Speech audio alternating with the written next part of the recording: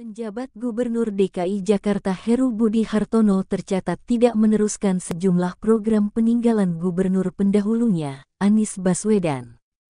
Salah satu program, warisan Anies Baswedan yang sudah pasti ditinggalkan oleh Heru Budi adalah membentuk tim gubernur untuk percepatan pembangunan TGUPP DKI Jakarta.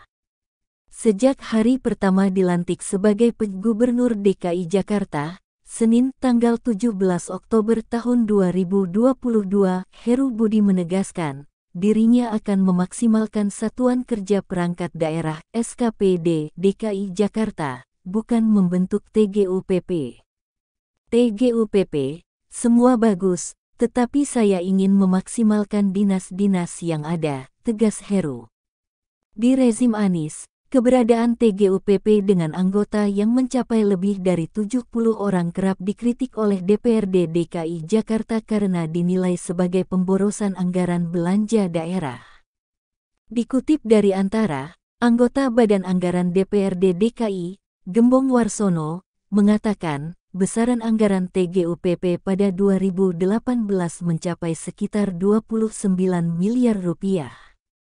Kemudian, pada tahun 2019 sampai tahun 2021 mencapai sekitar 18,9 miliar rupiah masing-masing.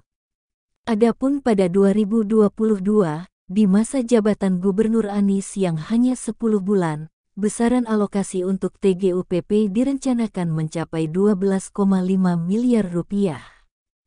Sementara untuk tahun anggaran 2023, DPRD DKI Jakarta tidak lagi mengalokasikan anggaran untuk TGUPP.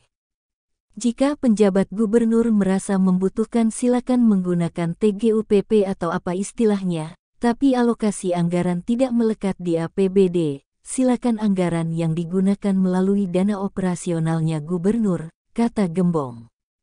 Jalur sepeda. Selain menghilangkan anggaran untuk TGUPP, alokasi pengadaan jalur sepeda di DKI Jakarta akan dinolkan pada tahun mendatang. Sejatinya dalam rancangan anggaran pendapatan dan belanja daerah RAPBD DKI Jakarta 2023 yang dibuat saat Gubernur Anies Baswedan masih menjabat, terdapat anggaran senilai 38 miliar rupiah untuk pembangunan 535,68 km jalur sepeda. Namun belakangan, anggaran pembangunan jalur sepeda itu dihapuskan karena Dishub DKI hendak fokus pada evaluasi penggunaan ratusan kilometer jalur sepeda yang saat ini sudah ada. Untuk jalur sepeda, semula dianggarkan sebesar 38 miliar rupiah. Kemudian, kami usulkan untuk dinolkan.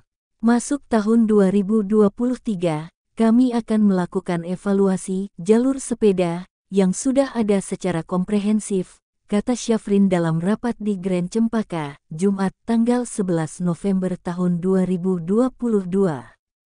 Penghijauan Monas tak hanya meninggalkan sejumlah warisan program peninggalan Anies, Pemprov DKI era Heru Budi juga berkomitmen menghijaukan kawasan Monas dengan menanam kembali pohon yang sempat ditebang oleh rezim Anies untuk revitalisasi. Komitmen menghijaukan kembali kawasan Monas diungkapkan Heru Budi saat bertemu dengan Menteri Badan Usaha Milik Negara BUMN Erick Thohir di Gedung Kementerian BUMN, Gambir, Jakarta Pusat, Rabu tanggal 19 Oktober tahun 2022. Heru Budi mengaku akan segera berkoordinasi dengan Mensesnek selaku Ketua Komisi Pengarah Kawasan Medan Merdeka.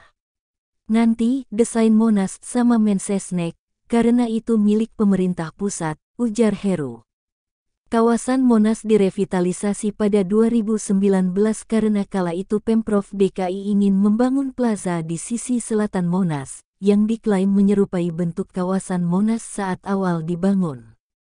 Menurut Anies, tidak seharusnya pelataran sisi selatan Monas ditanami pohon. Plaza yang dibangun nantinya akan menampung kegiatan pemerintahan, seperti upacara. Sedikitnya, 205 pohon yang puluhan tahun sudah tertanam di sisi selatan Monas ditebang demi membangun plaza atau alun-alun beralaskan beton.